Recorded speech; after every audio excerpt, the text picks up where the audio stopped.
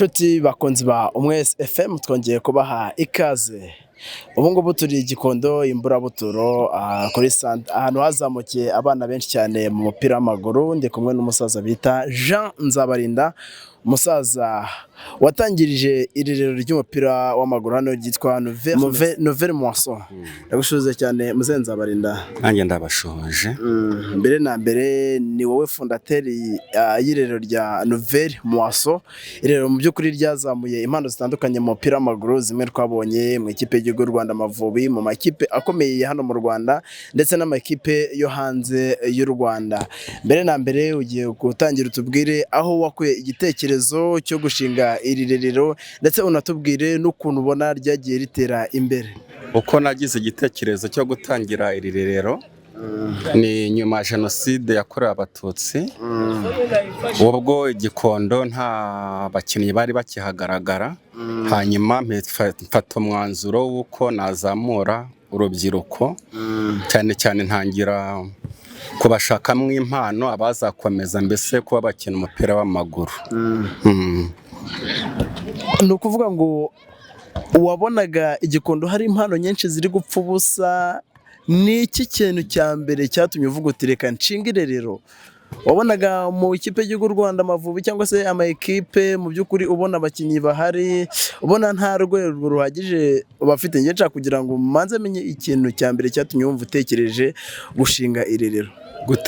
Gutekereza gushinga rino rerero ni uko n'ubusanzwe aha Igikondo habaga abana benshi bakinaga umupira w'amaguru, na mbere ya Jenoside yakorewe Abatutsi hari abagiye bagerageza gukina mu makipe yo mu Rwanda. Nyuma rero ndavuga nti byanze bikunze hagize uburyo umuntu yakongera agashinga irerero ry'abana, hari ukuntu batera ikirenge mu cya bakuru babo bababanjirije. Ubwo nibwo natangiye ndabashaka, hanyuma turarishinga ritangira gutyo. Amwe mu mazina wenda y'abakinnyi bakomeye bavukaga Igikondo mbere ya Jenoside yakorewe Abatutsi ni nka yahe atuma waratekereje kuvuga uti Igikondo hari impano zikomeye cyane, ngiye guhita amashinga irerero rikomeye? Hari abitwaga Rwambonera Raphael, hari abitwaga ba Birahira Celestin, abo bakinnye muri za Rayon Sport na Mukura. Hari ba Rwamanywa Eugene nawe yakinnye muri Rayon Sport. Mbese urebye ntago nabibuka amazina yose, ariko barahaciye bari benshi. Ufata icyemezo cyo gushinga irerero ryita Nouvelle Moisson. Nouvelle Moisson ugitangira wabonaga bimeze gute? Ese watekerezaga ko bizagera mu mwaka wa 2025 iryo rerero rigihari? Njyewe nkuko nanjye nakundaga football, gutangira ntabwo byari byoroshye, cyane cyane ko gutangira bisaba ibikoresho. Hanyuma twatangiye mbese dutangirana udukoresho dukeya. Abanyeshuri nabo bagenda babyumva barushaho no kubikunda, bintera ingufu, mbese mbona babishishikariye. Mbese ngenda ngumeza nshakiraho n'ibindi ibikoresho biza kugura biba byinshi, n'umubare w'abana ugenda wiyongera. Imbaraga zo gutangiza zavuye he? Wari ufite abagufashaga cyangwa wabyikuragamo mu mufuka wawe? Narageragezaga ku giti cyanjye, kuko nabitangiriye no muri Cercle Sportif yo mu Rugunga. Hanyuma bigeze igihe ntandukanye n'ikipe yo muri Cercle Sportif, ndavuga nti reka nze nshake abana b'Igikondo kugira ngo tujye dushobora gukorana n'amarushanwa hamwe, mbese tubone abo twakenana nabo. Ubu uratangiye rero, hari bamwe mu bo mwatangiranye, urumva niba waratangiye nyuma gato ya Jenoside, niba hari umwana mwatangiranye, hari abenshi ntabwo bagikina umupira w'amaguru, amwe mu mazina yenda mwatangiranye ni nka yahe? Hari Ndori we yatangiye ahanga muri 1996 nyine, Ndori Jean Claude. Hari abitwa ba Denis, ndumva yaraje gukina muri Mukura nawe. Hari abitwa ba Gipepe Jean Claude nawe yakinnye muri Rayon Sport. mbese hari na ba Mutoka nawe arazwi akinnye muri Kiyovu. Abo bose batangiriye ahangaha, nyuma baza kugenda aribwo baje kujya mu ikipe yaje nyuma yitwaga Rene ahangaha i Gikondo, ariko bayigiyemo bavuye ahangaha ari twebwe twabatangije. Abitwa Bandori Jean Claude, ba Kipepe, abo bose na ba Mutoka bose bazamukiye mu maboko yawe. Bose bazamukiye hano kuko talent detection ya mbere yabereye ahangaha muri 1996 ari ngewe yikoresheje gushaka abana bari bafite impano. Niwe wayitorezaga icyo gihe? Naratozaga, mbese ninjye wari ukoraga byose. Ubwo wabikoze kuva muri 1995 kugeza ryari? 1996 kugeza muri 2008. Kugeza muri 2008. Ariko umbwiye abakinnyi batatu gusa ushobora kuba waraproducinze, wenda wambwira n'andi mazina wagiye ufasha kuzamura akagera kure? Barahari na Muhire Kevin nawe yakinaga mu marushanwa yaberaga ahangaha yacu ya Nouvelle Moisson. Nawe ndumva ari umukinnyi umaze kugera aho agera. Hari ba Peke yake nabo murabazi bagiye bakiniye mu Mavubi, bakina no mu makipe atandukanye yaha mu Rwanda. Abo bose n'abantu baciye ahangaha kuko Nouvelle Moisson yarabatozaga nyuma igashyiraho n'amarushanwa hagati yabo, cyane cyane mu gihe cy'ibiruhuko. Hanyuma amarushanwa yarangira tukazakora selection tukajya guhura n'andi makipe nka Cercle Sportif cyangwa Kimisagara, cyangwa n'uwitwa Rukundo Eugene wakoreraga hariya ku Kimihurura, na She John hariya muri ya Sport Kicukiro. Dutangira wambwiye ko byibuze kuva Nouvelle Moisson yatangira kugeza ubu ngubu byibuze maze gutanga byibuze impano 150, zimwe zakeneye zirenga 150, zimwe zakeneye ikipe y'u Rwanda Amavubi. Muhire Kevin ni kapiteni y'ikipe y'igihugu y'u Rwanda Amavubi, yari kapiteni y'ikipe y'u Rwanda Amavubi ya Cane agikina muri Rayon Sport, ariko yagiye hanze. Ariko mu by'ukuri ni umukinnyi mwiza. Bandori Jean Claude babaye abakinnyi beza, aba Peke yake babaye abakinnyi beza. Ubundi banga ryari rihe Nouvelle Moisson igendana no kugeza Nouvelle Moisson? Igitekerezo cyo kwishyiraho numvaga yuko tugomba no gushakira abakinnyi shampiyona y'u Rwanda ibice bitandukanye, haba igice cya kabiri, haba igice cya mbere, ndetse n'Amavubi y'imyaka atandukanye. Kandi ibyo byarabaye, byagezweho. Ubona bigenda gute kugira ngo wenda batoze abakinnyi babakure ari abana birangire amugize umukinnyi mukuru cyane? Ibanga bari irihe? Kubera ko usanga ince zimwe ntabwo zikunda kubona abakinnyi, izindi wenda ziproducing impano zitandukanye. Wenda ndavuga aka gace ka Gikondo, nkongera wenda agace k'Irubavu bakunze kutazira Brazil. Kuki usanga agace kamwe kihariye impano? Biterwa n'abatoza, biterwa n'iki? Urareba ahangaho ubundi hakunze kujya haba abana benshi, ahubwo wenda hakabura abatoza bo kubankadra. Igihe rero uturiye nk'ikibuga uri umutoza ufite ubushake ubikunze, ushobora kwitanga nk'umuvolontaire ukaba wazamura abo bana bitewe n'ukuntu ubabona. Ni nuko byagenze, mbese kubazamura gutyo kuko bari bahari ariko haburaga encadrement. Ibyo rero nibyo nashoboye kugira ngo mbegeranye, nkabashyiriraho amarushanwa, nkabatoza, nkabashyiriraho amarushanwa, nkabashakira n'imikino ya gicuti ku bibuga bitandukanye by'ahangaha mu mujyi wa Kigali. Ni ukuvuga ngo kuva muri 1996 kugera muri 2008 ubwo witorezaga akademi ndetse ukanayimenyera buri kimwe cyose, ni ibiki wavuga byakugoye cyane kurusha ibindi? Urabizi nyine siporo nayo umuntu uba ukeneye nawe ubuzima bwo kubaho. Icyo gihe rero nyine birakugora iyo udafite nk'umuntu ukumenyera ibyagufasha, ubikora ku giti cyawe witanga, ntabwo biba byoroshye. Nyine ni intambara mu yindi, urumva. Ku giti cyawe inyungu wayikoraga hehe?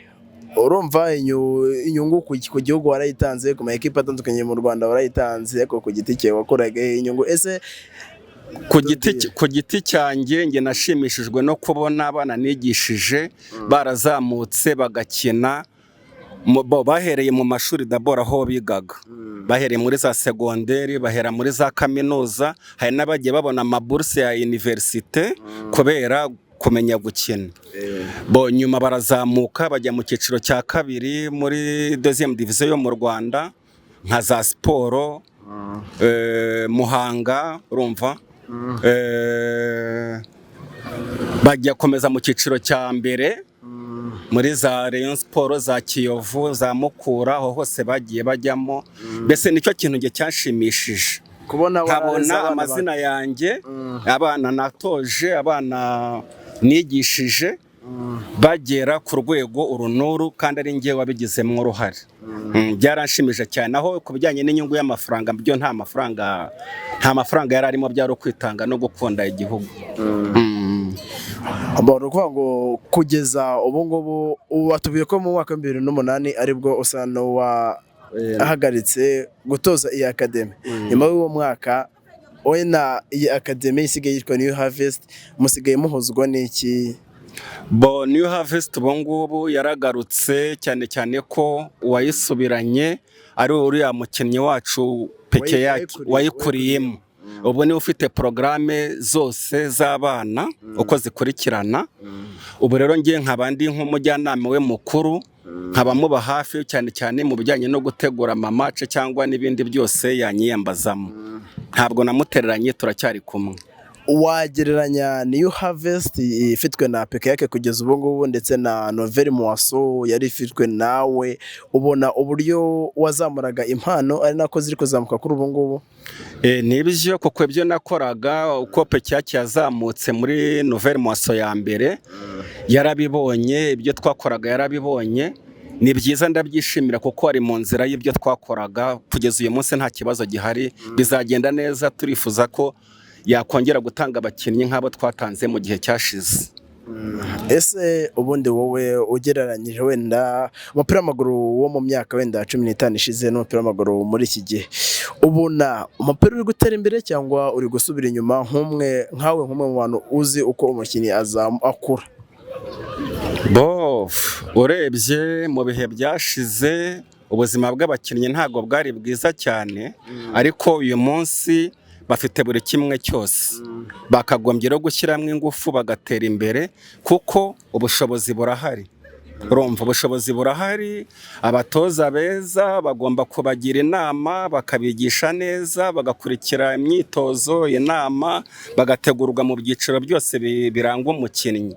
Icyo gihe babikurikije n'igihe kirimo ubushobozi nk'ubu ngubu, imishahara myiza, amaprime, ndumva rwose nta kabuza bashobora gutera imbere. Uburyo bw'impano ziri kuzamuka uri kuzibona gute ugereranyije n'impano zo mu gihe cyo hambere? Impano ubu ngubu hari ibintu byinshi bisa n'ibirangaje urubyiruko muri iki gihe.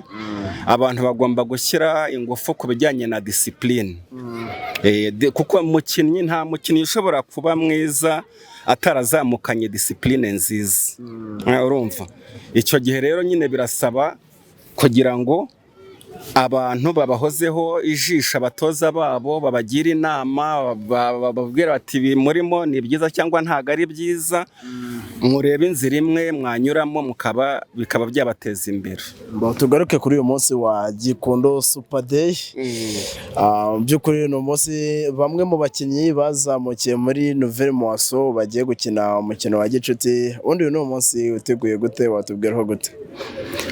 Uyu munsi ni umunsi mwiza cyane cyane wo guhura n'abakinnyi twahoranye, hanyuma tukongera tukarushaho kumenyana.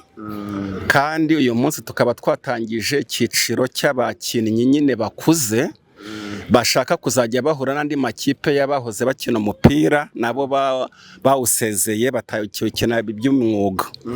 Mbese niyo ntego nyamukuru twihaye, kugira ngo dushyireho icyo cyiciro bita abavetera, kugira ngo natwe tugaragare muri icyo cyiciro hano mu mujyi wa Kigali cyangwa na nyuma ya Kigali. Uwatwifuza tube twakina nawe nta kibazo.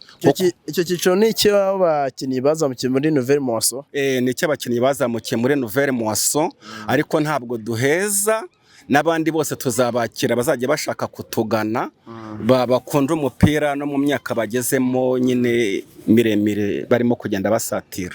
Ubu kugeza ubu ngubu abahari kugeza ubu ngubu abagiye kuba bakina muri icyo cyiciro ni bande?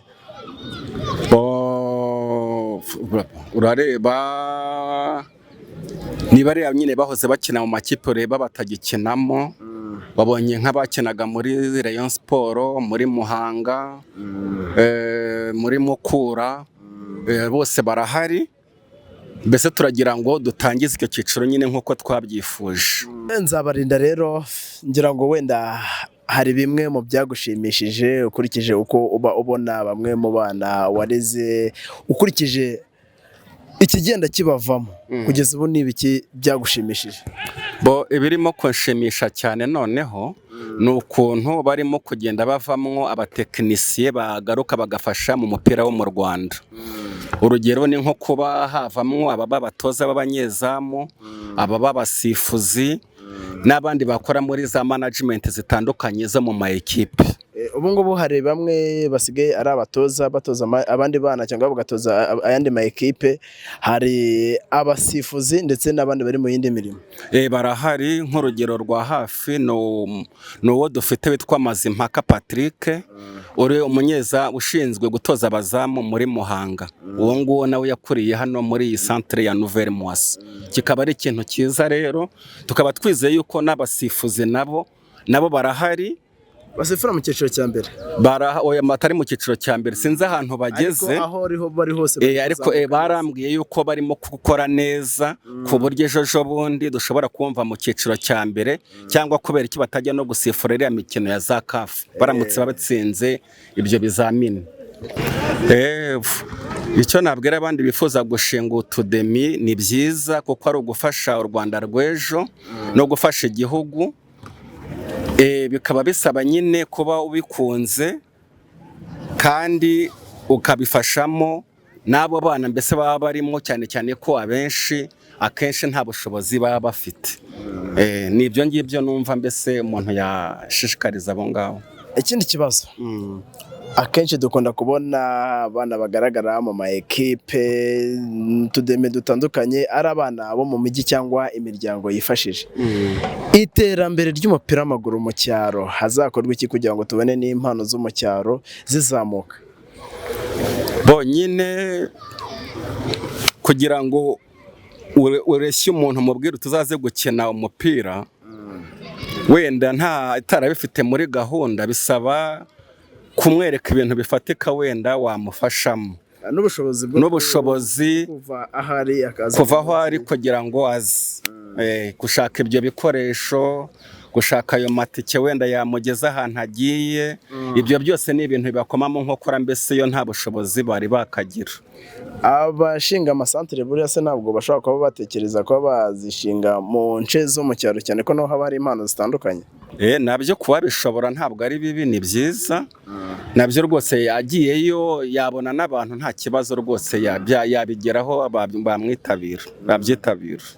Yego, akademi kuzishinga ni byiza, ariko zikenera ibintu byinshi.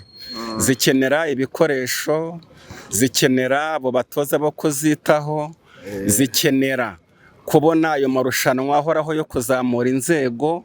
Ibyo byose ni ibintu bigendana n'ubushobozi. Ni ukureba uburyo bashobora gufasha cyane cyane mu bijyanye n'ubushobozi, bakareba mbese ibyo bakora kugira ngo ibibazo bimwe na bimwe bijye bishobora kuva mu nzira. Murakoze cyane. Murakoze namwe.